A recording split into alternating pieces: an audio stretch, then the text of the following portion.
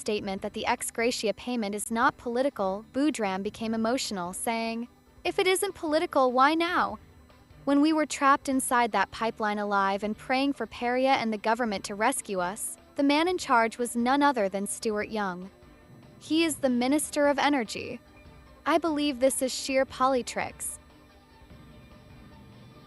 A 53-year-old Moruga man was killed on Saturday evening when the logging truck he was driving veered off the road and plunged over a precipice in Toko.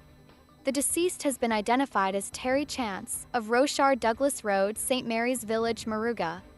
At around 6:30 p.m., officers attached to the Toko police station responded to a report of a serious road traffic accident along Mora Trace South Bank Road, near the Toko Main Road.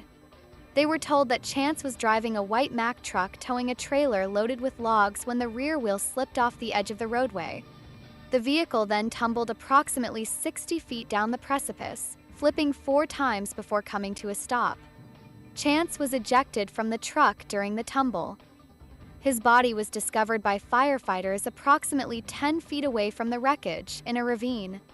Police were told that Chance was a firearm user's license, FUL holder. A Glock 43 pistol, 10 rounds of 9mm ammunition was discovered a short distance from the body. One man is in custody after a PH taxi driver was beaten and robbed in Carlson Field on Sunday. According to a police report, the 31-year-old victim from Soso Lands, Carlson Field, reported that around 10:50 p.m., he was plying his white Toyota Aqua when he picked up 2 male occupants at Busy Corner Chiguanas who asked to be taken inside Carlson Field. Upon reaching the Chase Mart Grocery Chase Village, the suspects stated that they have no money to pay, and the Scotiabank ATM located inside the grocery compound has no money. The victim proceeded to return both suspects back to Busy Corner Chiguanas, and upon reaching the Suriram walkover northbound, they announced a robbery. The victim was dealt several blows about his head with a piece of iron and relieved of one Samsung S22 Ultra cell phone valued TT $6,200, one Samsung S23 cell phone valued TT $3,600, TT $4,900 cash, and one silver Spanish link chain, value to be ascertained. The suspects then made good their escape in a westerly direction inside Shandanagore Road. The Antigua and Barbuda government is urging people to take full advantage of a gun amnesty that begins on Monday and ends at the end of the month, says it represents another opportunity for people to hand over unlawful firearms. Chief of Staff in the Prime Minister's office, Ambassador Lionel Hurst, said several individuals have already been brought before the courts and sentenced to up to 2 years in prison under the country's updated firearms laws. This is yet another opportunity for people to hand over unlawful firearms. There's now a mandatory jail sentence for those found in possession. So we urge individuals to do the right thing and turn them in, he added.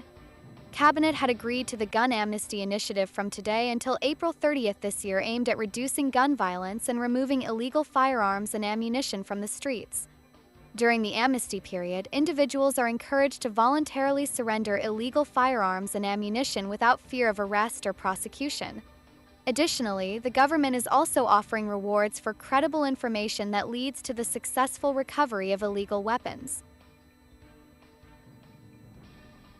Undeterred by a stock market collapse that has continued for days, President Donald Trump threatened additional tariffs on China on Monday, raising fresh concerns that his drive to rebalance the global economy could intensify a financially destructive trade war. Trump's threat, which he delivered on social media, came after China said it would retaliate against U.S. tariffs he announced last week. If China does not withdraw its 34% increase above their already long-term trading abuses by tomorrow, April 8, 2025, the United States will impose additional tariffs on China of 50% effective April 9th, he wrote on Truth Social. Additionally, all talks with China concerning their requested meetings with us will be terminated. Trump implements his plans. U.S. tariffs on imports from China would reach a combined 104%. The new taxes would be on top of the 20% tariffs announced as punishment for fentanyl trafficking and his separate 34% tariffs announced last week. That was news now. Stay informed with NewEraTT Radio, Net Radio.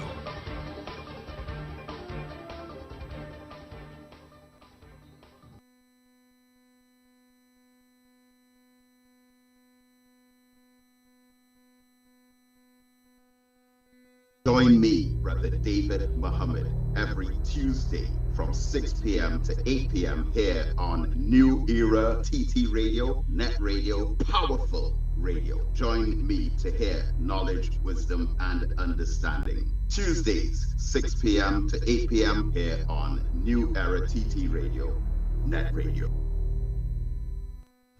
Men, women, tired of the invasive, painful old methods of testing prostate and breasts? The Institute of Health and Fitness Clinic and Wellness Center offers comprehensive and non-invasive diagnostic testing, which indicates the nature and extent of diseases and tests your nutritional levels. Our quick testing can identify early signs of problems by evaluating many of the bodily functions, such as male and female sexual function, gastrointestinal function, liver function, kidney function, thyroid function, heart and brain function, and also cancer testing. Results are comparable with other medical lab tests without the use of needles or embarrassing specimen cups, and is pain-free. We also offer all natural treatments. Visit us now at number 79 St. Vincent Street, Tunapuna, or call 492-7397 or 289-6363.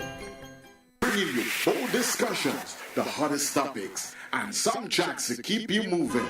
The Drive Time Exchange on Net Radio, taking you above and beyond.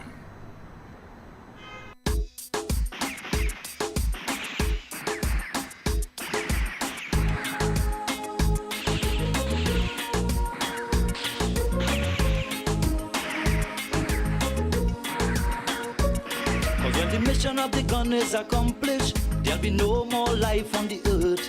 Yes, when the mission of the gun is accomplished, there'll be no more living on the earth. Because I know the gun don't have a brother, and you know the gun don't have a sister. All it have is a serial number, and it was made to kill out one another. I know the gun don't have a mother, and you know the gun don't have a father. Man, all they do is place the finger on the trigger, and it came here to cause big disaster. Destroying the world. Yes. Corrupting the world. Yes. Oh yes. You never know that the gun came on a mission. It came to wipe out God's creation. But they claim it was never the intention. But today look at what is going on. You Mr. Gun, you need my attention. I have to start educating my children as early as primary level, and let them know you belong to the devil. These people with their weapon factories putting too much tears to our families, and our children is falling victim. We got to do something to stop them. Yes. Destroying the world. Yes. Corrupting the world. Oh yes.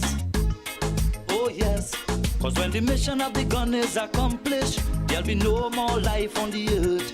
Yes, when the mission of the gun is accomplished, there'll be no more living on the earth. Well, I tell you can't get it any more plainer than that, right? When the mission of the gun is accomplished, there will be no more life on this earth. Yeah. Hey, everybody, good afternoon to you, and of course, welcome inside your Drive Time Exchange right here on New Era TT Radio. And of course, this is where we are joined by none other than journalist extraordinaire, Mr. Tony Fraser. Tony, good afternoon to you.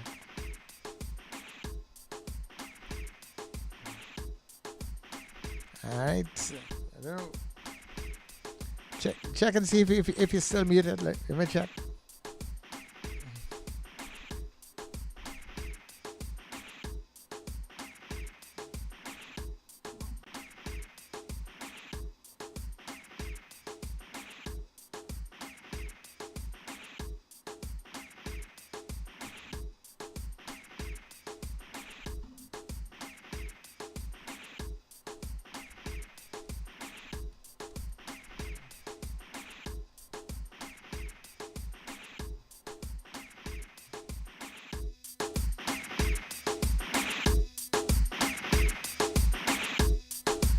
For some reason, I'm just not hearing it. Just give me 1 minute. Let me just check that, Tony.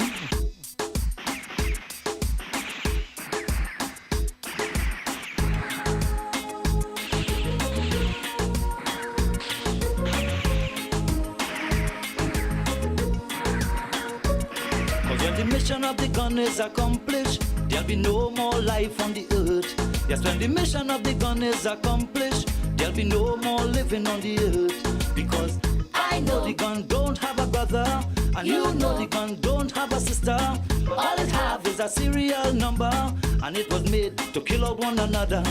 I know the gun don't have a mother, and you know the gun don't have a father. Man, all they do is place their finger on the trigger, and it came here to cause big disaster. Destroying the world. Yes. Corrupting the world. Yes. Oh yes. You never know that the gun came on a mission. It came to wipe out God's creation. But they claim it was never the intention.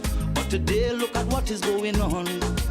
You Mr. Gun, you need my attention. I have to start educating my children as early as primary level, and let them know you belong to the devil. These people. All right, let's try it again. Tony, I think you need to. Yes. Yes, I'm hearing you now, Tony. Yeah. Okay, are you hearing me now? I am hearing you very well. Yes, I'm hearing you clear now, Tony. Beautiful. Okay. So What about you, Gordon? Yes, I'm hearing you clearly. Loud and clear. Yes. So all three of us are on board. Yeah, everybody's on board now. Yes. So. Yes, we are. All right, Charlo. So let's. Where did you find that piece from, incidentally? That is a piece of music that I have probably about 15 or 16, or maybe even more than that, Tony. A guy by the name of Pesky sang that song. Okay. And nobody plays it, I have never heard it played on any radio station anywhere at all. He came to do an interview with me at time, and he brought his song, and since then I had this song with Lane, but nobody else plays this song. Okay, well, we've played it, and I suppose we'll continue to play it as we talk about such matters.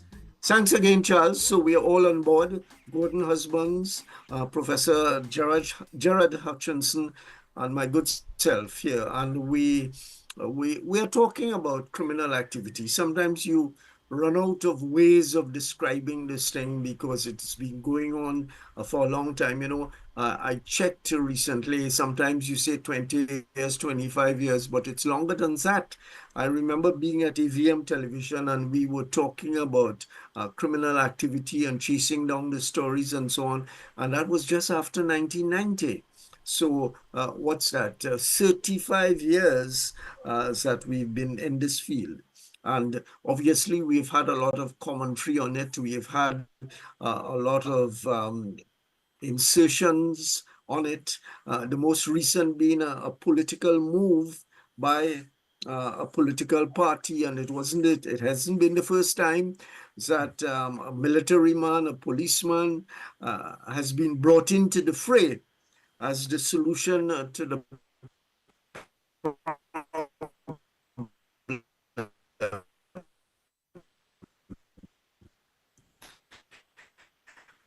we shall still bring my guests into any political situation. There are people who are dealing with different specialized matters, not with politics.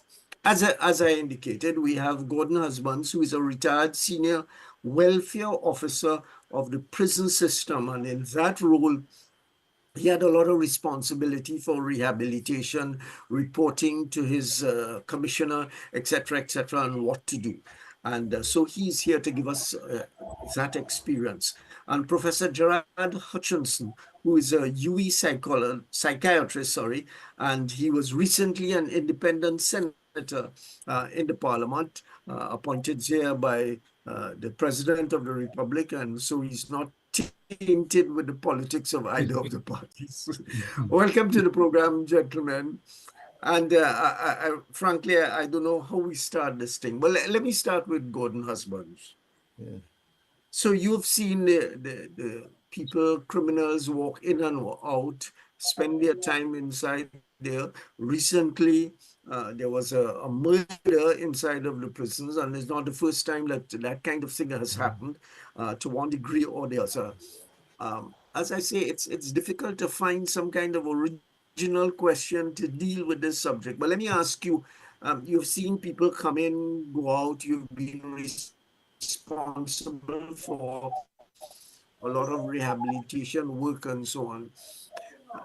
Have the prisons, put it another way, has the prison system been able to make any kind of impact on young people especially, not those who go in and out all the time, but young people who've come in and you haven't seen their faces inside again. Has there been any impact like that? All right, first I must say thank you for having me and thinking me worthy, to join such a esteemed discussion on the criminal justice system per se. Right?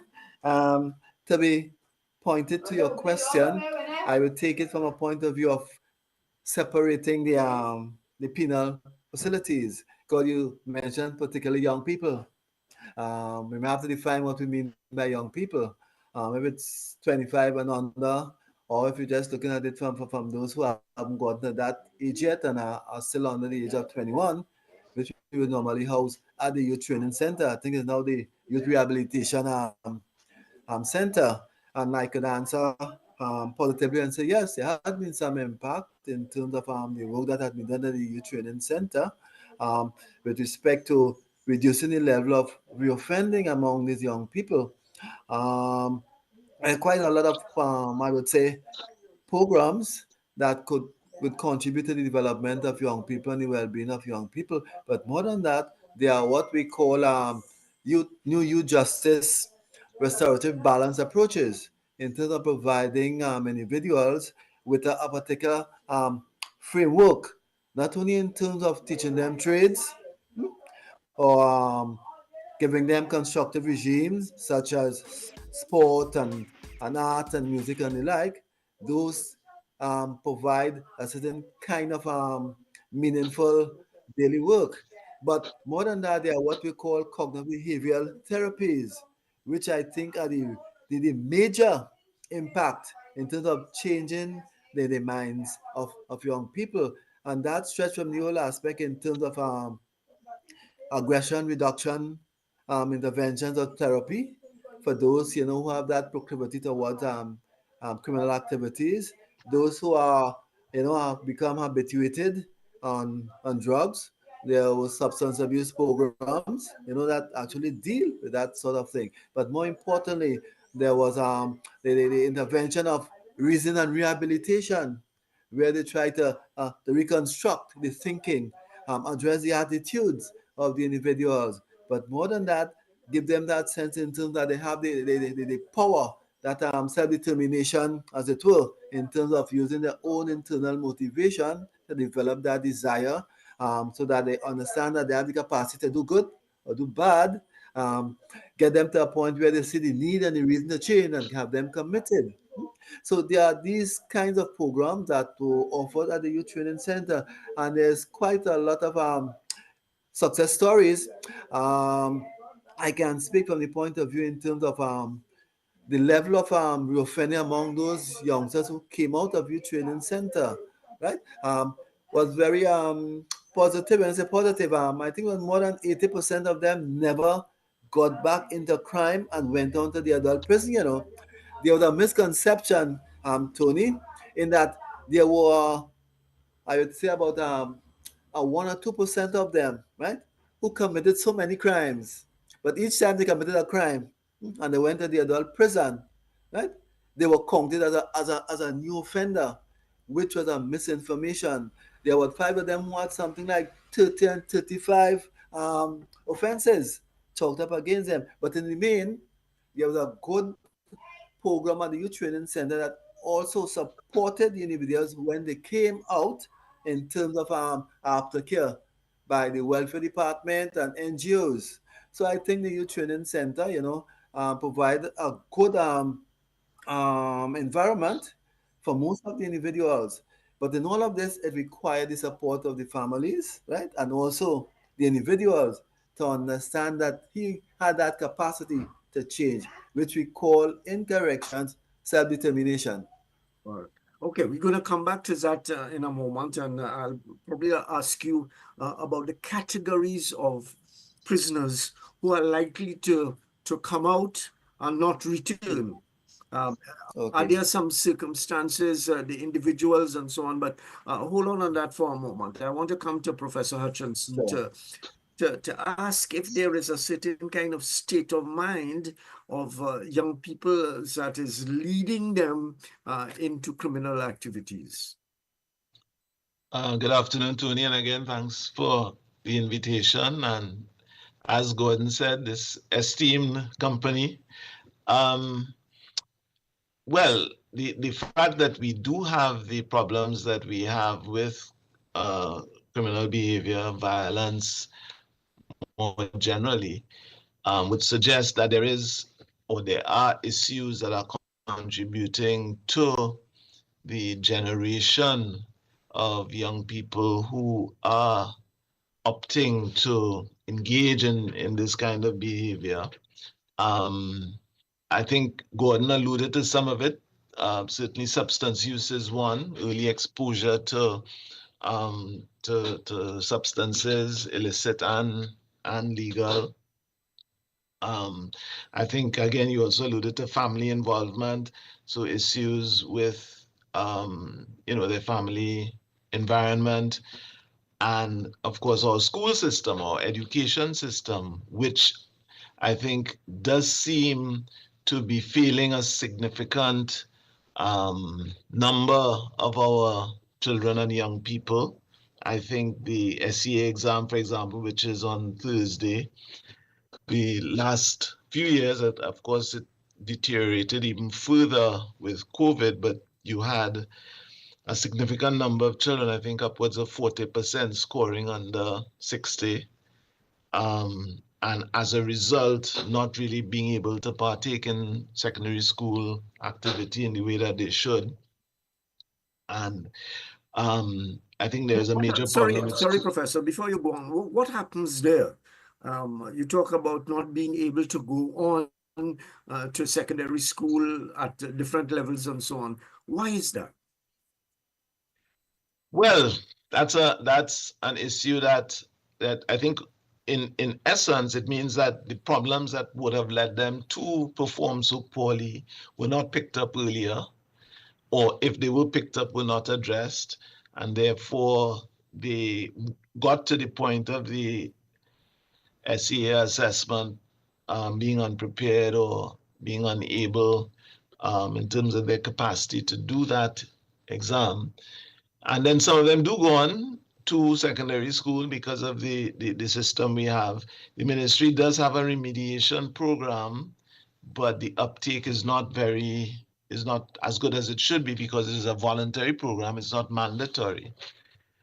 But like I said, you have coming out of that a number of people who drop out of school or don't go to school, and that in turn now generates fertile ground for activity, both in terms of the substance use that we talked about, as well as, of course, becoming involved in more criminal activity. So I think we have to, and of course, we are already seeing the issues related to school violence and gangs in schools. So I think that there is a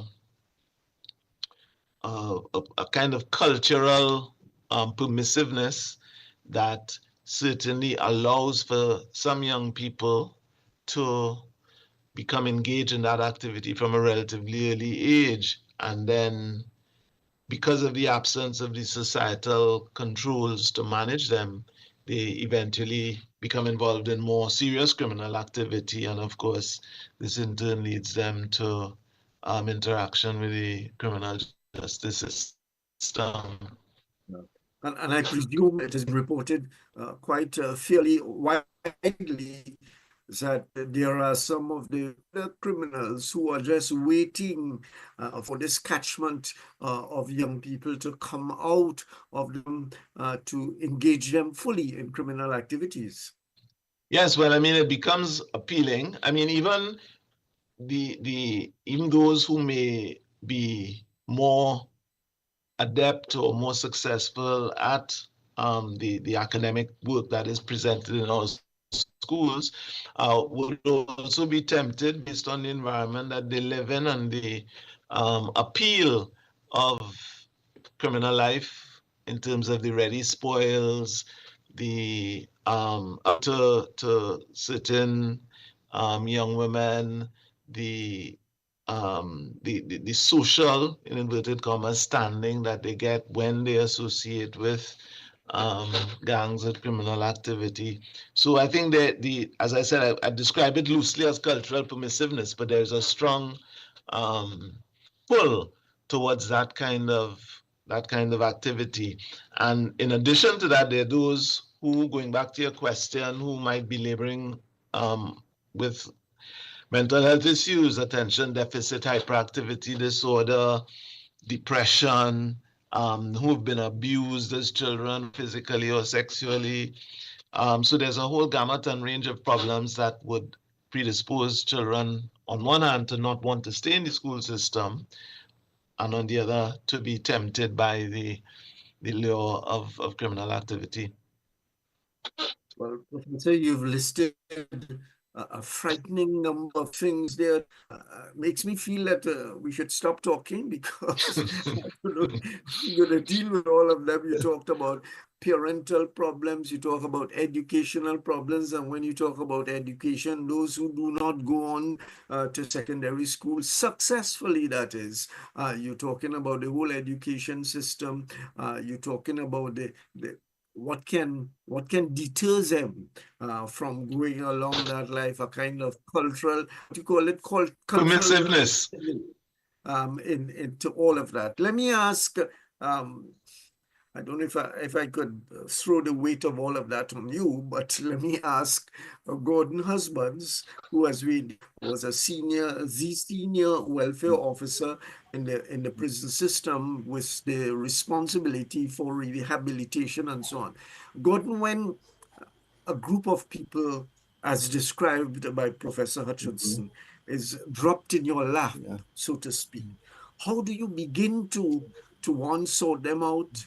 According to the saying, the goat from the sheep, I know who's the goat and who's the sheep. How do you begin to make sense of all of that in a prison system of rehab that is designed or has the objective, I don't know if it's designed, but has the objective of rehabilitation? Tony, I think you have indicated a word you decided to say that is designed, right? And you corrected yourself, right? Yes. The most about 90% of our prisons were old forts, right? Were never designed for rehabilitation. It was designed for incapacitation, right? This is why they had this sort of penitentiary and dungeon type, right? So that is one of the infrastructural deficits that we have to deal with. But that apart, there is a whole process that we call in correction and evidence-based approach to offender management. You must have a proper assessment done of each individual who comes through the doors of your penal system. And this is what we call an actuarial instrument. You must have an actuarial instrument that would measure the risk and the needs of each individual. And that stems from a series of categories. We have to understand the criminal history. You have to understand the family from which they came, the communities, right? The educational level, right? The motivational level. But more than that, we have to understand what seems to be motivating these individuals, right? To get involved in criminal activities. And that speaks of character. So you must have a proper team of individuals, not just welfare officers, to develop a proper what we call an induction process, where you do this kind of proper assessment to understand what are the risks that this individual brings to the penal system, but not only in the penal system, what are the risk factors, right, that person grew up in. So you have to do a deep dive in terms of the community, what kind of community that the person came from. Again, what kind of family form the person came from, right? What are the educational level and work history? If there are any data on that, you also have to look into if there's any kind of mental health or substance abuse problems. What is the level of attitude and thinking and behavior? Those are what you call criminogenic factors you need to look at. Now, having done all of that, when you have collected all that data, now you're supposed to have a proper infrastructure to separate those individuals based not only in terms of the level of risk, right, but the potential, right, for rehabilitation, right? But more than that, it has to be divided as well or classified in terms of your age, your proclivity, the risk, and also your needs. having done all of this, you now have developed what we call a correctional plan, right? Now, to do this, you must have a proper instrument that would look at the person's motivation, right? They are what we call the responsibility areas in terms of the culture, right? The learning style. What are the differences? What are the limitations? Before you can think in terms of developing a whole correctional plan that suits the length of the sentence. Then that, when you have done that, then you'll be able to develop an intervention. For instance, if someone comes in with a chart for violent offenses, having done that in-depth assessment, you will recognize that that person needs to go through what we like to call a reduction aggression therapeutic program before you put in that person to do any kind of their other needs, like he probably wants to go into vocational areas, or he probably wants to go to improve his educational level. You have to deal with the offending behavior issue first to stabilize that person. And that requires a cognitive behavioral intervention, right? In terms of how the process, how the person thinks, how he address the attitude, right? And how he develop what you like to call to give that person the skills, right? To try to understand living above the moral line. Moral recognition therapy, how we recondition the mind. This is what earlier I talk about. It's all about the cognitive restructuring of the individual, and that takes time because you're thinking in terms of changing the person's attitude, his belief systems, to give him a different worldview, and all of that was done in an environment, right, which was designed. And then more than that, if you don't have the trained personnel, right, to deliver those kind of offending behavior programs, you may have officers who may be good artists, good musicians, and the like, right? Good carpenters who can probably teach that. But when you go into the depth in terms of therapies now, you don't need persons who understand and the social personalities understand. Gordon, let me ask you very frontally: is the prison system, or has it been through your time? You must have spent 30 odd years there in the system. Is the system? Can the system deal with all of those, all of the things that you talked about, the rehabilitative things? And I would say yes to a point. Why? There's something in correction, and people laugh at it. There's what we call the humanitarian reform, where the services and the infrastructure, and the sleeping and lighting is a must. They call it the human rights approach of managing prisons, right? But in corrections, you don't always get that kind of infrastructure. So you have to develop what you call corrections, right, of place. So what you recognize is that if you have spaces that you can turn into, I don't want to call it a therapeutic environment, but an environment where they still feel that they can be comfortable and they can learn, and you set up that kind of an environment, right? It can happen. But it requires certain kinds of training of staff. I'm sure you have heard our correctional association talk about we want to make our prisons correctional, right? It's not just the infrastructure, it's the training, right? And the tools of the expertise of cognitive behavioral therapies, the psychological department like Dr. Hutchinson and other psychologists and the like. You must have these things to do the proper assessment, right, to deal with the mind. I presume, Gordon, that the authorities, including the prison authorities and the governmental authorities, the Ministry of National Security, for instance, they are aware of the needs of the prison system. But from what it seems is that not much has been done over the period of time.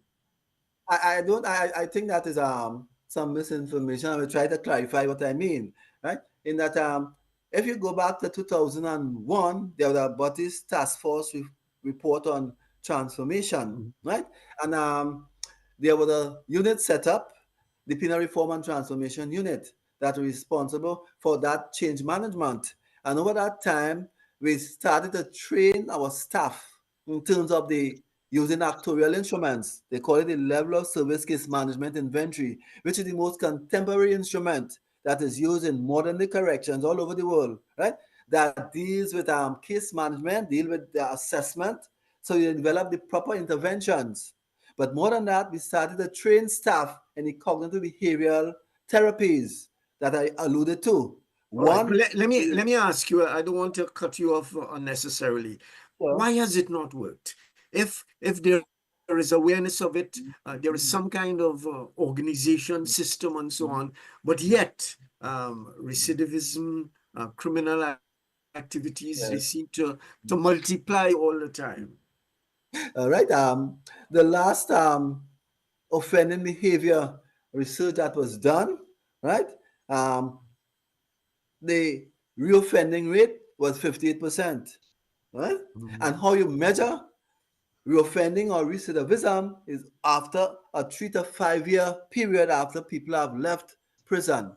Now you must understand, if individuals don't go through that kind of intervention within the prison and they come out without a proper resettlement program, right? They are 6 times more likely to reoffend within a year.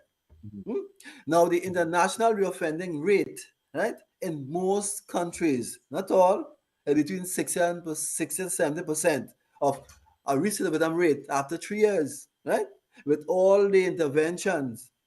So what becomes very important is not only what you're doing within the prison, you must have a proper resettlement transition from prison to community program that deals with care, support, surveillance, and supervision for 3 years, right? After you have done all that you can in the prison, you must follow these people into the homes. Some of them may need transitional housing, which we haven't delved deep into yet, other than Wayne Chance, right? The whole aspect in terms of community correction is supposed to be championed by our probation department, right? To do joint interventions and joint resettlement work, right? So all that kind of training, Tony, was also done. Why discontinued, I do not know, right? But the thing is, there have been some success, right? We are still not where we want to be, but our biggest how you put it problem is the infrastructure. Right. I think there are some good programs, some officers, and continuous training. But more than that, the most contemporary requirement is you must have a proper integrated national offender management system that ends with a proper resettlement model. Yes. Professor, I don't know if you've worked inside the prison with prisoners, both those who go in frequently and those who have come out. Have you done that? And can you give us some sense, if you have done it, you know, how does it look for those people who are coming out of prison? Well, as Gordon was saying, I think the infrastructural issues are significant ones, the training of staff and the ongoing training, so that I think the system is not as responsive as it could be. And then we have the judicial system itself. As Gordon would attest, there's several prisoners who have to wait several years before their cases are called. And several here could be 15, sometimes 12, 20 years even, which in and of itself creates a dislike, if not distrust and distaste for the wider society, because they feel they're being punished twice in a way. And that is provided that they are in fact guilty of the crimes they've been held for. So those issues... And if the reports that we hear are true, I can't testify one way or the other, that inside the prison system, it's not a bed of roses that you want to stay 10 years in before you go to a magistrate to hear your matter, right? So that gets, I think you're going along the line of saying that will get anyone even more angry with the society and the system. Sure. And I think so as Gordon was pointing out the resettlement issue, but I think the entire integration of the justice system, from the courts and the judiciary to the social services that would apply when a prisoner leaves, have to work more closely together.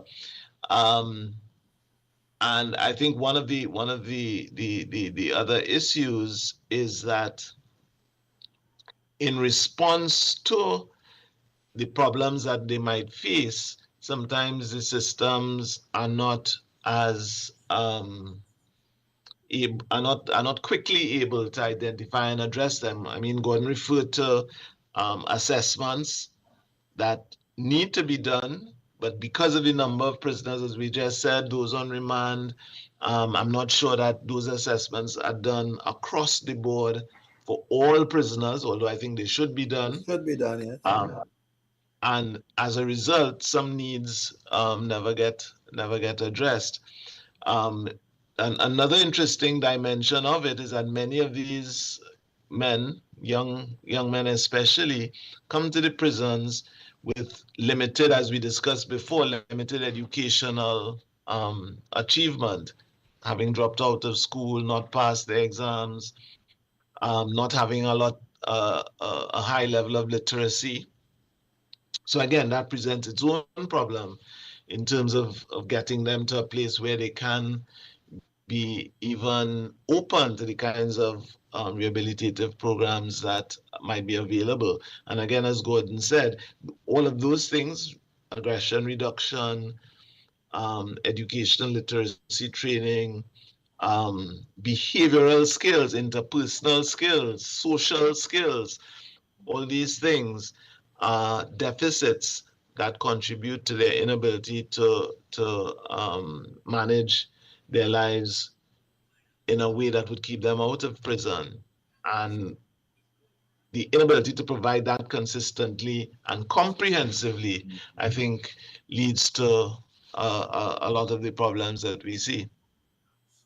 No, I remember a fellow called Collins Rosales.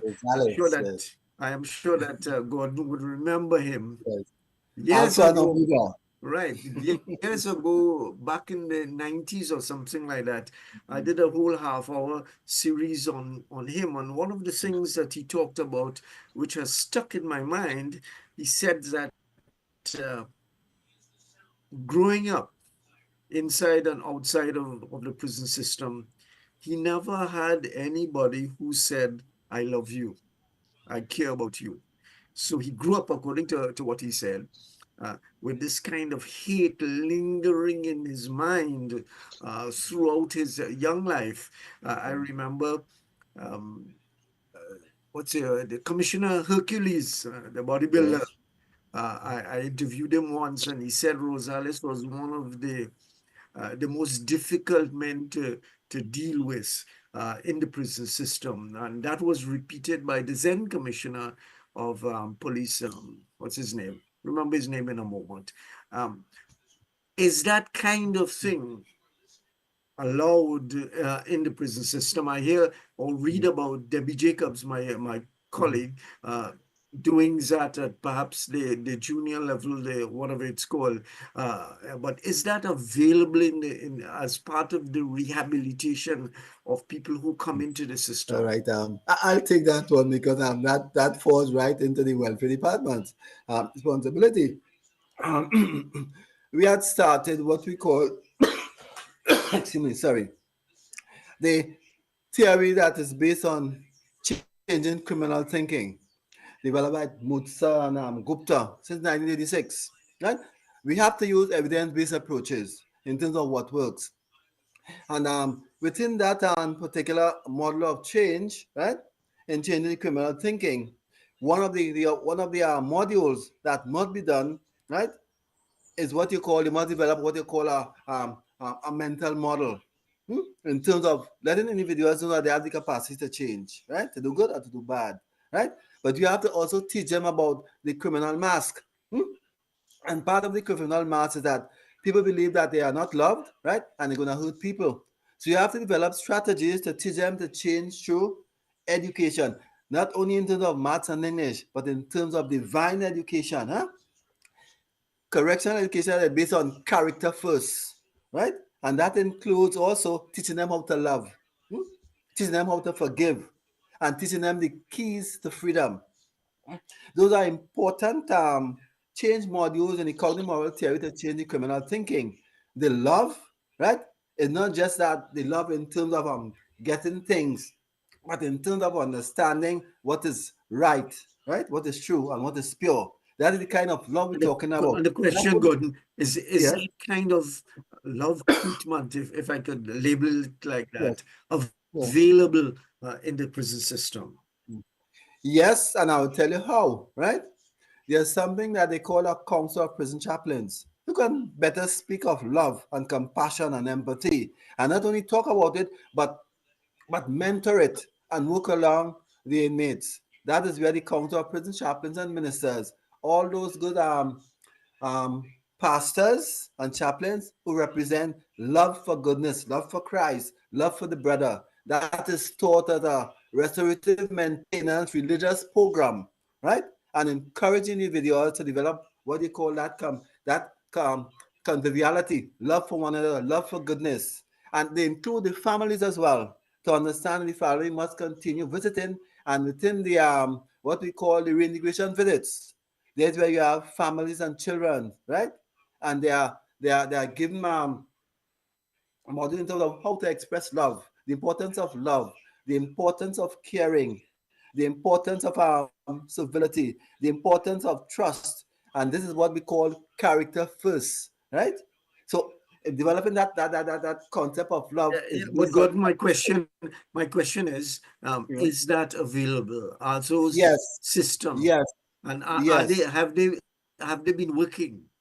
Yes, and it'd be nice that if you can get those persons who are within the what you call the preparation for release phase, right? And there's something that they call um, panels where you can actually get the opportunity during your reintegration visits, where you can actually express your love through tactile visits with your children, but expressing your love through poems, through letters and the like. There's a whole anthology of poems based on restorative justice, where inmates have been expressing their love, the key to master the emotions and the like. So there are opportunities, right? But the key of all of this, right, is the individuals. The individuals must develop that self-determination, right? To develop that desire to participate, right? To understand that they have the capacity to develop that need and to see the reason and be committed to that kind of transformation. What we call learning to live and love above the moral line. Right. That is based on principle consciousness, mastering the emotion, understanding the purpose, right? Understand change. That no change can take place once there is true and genuine love for self, love for family, love for society. And last but not least, a thirst for justice. And justice is what? Each one of them understanding that they must take personal responsibility to uphold what is right, what is pure, and what is true across all situations. And we call that living and leading above the moral line, right? And developing a culture of lawfulness and restorative Let me justice. ask. These are the things that and that model of living above the moral line was developed by Professor Theodore Ferguson in our own prison here, leading and living above the moral line, right? He trained staff and inmates in developing that love. Right. Let me ask Professor Hutchinson to come in here. I don't know if you've been engaged in any of those programs, and what do you say? We're talking. Gordon is talking there about the mental, the capacity upstairs to appreciate and to absorb and to live that kind of life. Have you been involved in that at all? Well, not directly. We did do an anger management program in the prison some years ago, and the uptake was quite good using the cognitive behavioral therapy approach. And as Gordon said, I mean, a lot of it was related to people being able to identify what made them angry and manage their response to that, to those feelings of anger. Um, Having said that, I think a couple of things stood out for me. One is the quote you referred too from the Mr. Rosales, Rosales. I think that that sense of not being cared for is one of the major issues in the society, and I think many young people have that feeling that nobody really cares about them, and of course that is a function of their families, their communities, and of course the wider society. I think the other issue is Sorry, that sometimes when care is... before you go on to that, Professor, you raised something in my mind there, a sociological point, is that the society previously, outside of the core family, catered for that kind of thing. But clearly it's not, we are not disposed to that. Your neighbor, for instance, looking after your child, correcting your child, and so on. It's a treacherous road to walk down. That kind of living again. Of course, and I mean, I think that's one of the issues, that even when care is provided, it's provided in a kind of transactional way. It needs to be something to be given in exchange for it, or it is used as something to take advantage of the person receiving the care. So the issues that arise from that are that, and again going back to what Gordon was saying, the uptake of programs, the uptake of what is available is challenged by that sense that people are not the taking on that, as he said, living above the moral line makes you more vulnerable. It doesn't empower you to function in the society in the way that you see the society functioning. So I think those are the challenges that we face in helping, and we have to work with them to get them to see that in fact it is worth it, and it is, in spite of whatever might be happening in the society, that we are the society, and that we have to take responsibility for that change, or those changes. I'm going to ask Gordon in particular in a moment about the conditions within group of people, lawyers, magistrates, etc., went into the prison and they reported on it. I don't remember all of the details, but we can talk about conditions of prison, not, but the very conditions we hear all about.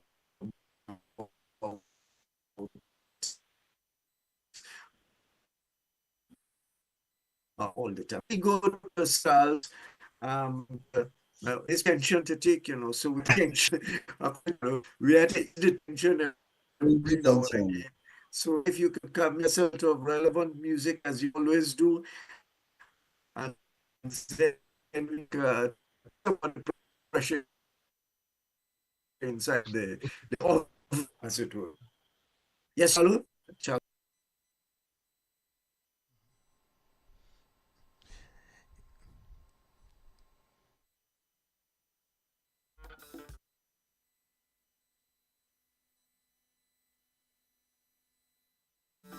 State of the prisons, as we talked about a moment ago. Groups of people have gone in and observed the conditions and talked about the conditions, which are frightening. And in my view, should be totally afraid to go into a prison system, but yet it seems as if they are not afraid. Do we have a major transformation, Gordon?